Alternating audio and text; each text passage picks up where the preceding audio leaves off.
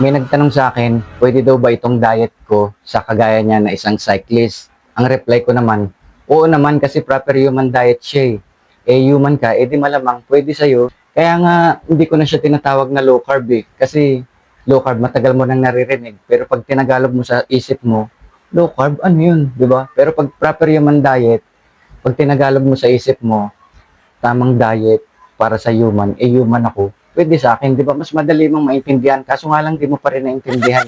Ang thinking kasi, nagbabike ako, malakas ako, at kailangan ko ng energy. Yung tinuro sa atin, yung energy manggagaling lang sa kanin at carbohydrates na kagaguhang advice yun, di ba?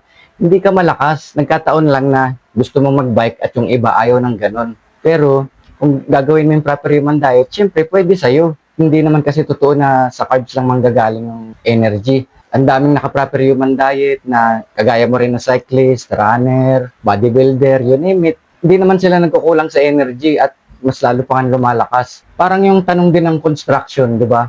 Malakas ako, mabigat yung trabaho ko kaya hindi pwede sa akin yan. Dapat naman magiging hindi pwede sa'yo.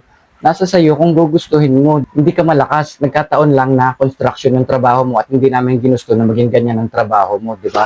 Kahit ako naging construction din noon at mabigat nga yan. Pero hindi ibig sabihin na hindi na pwede sa'yo ang proper human diet.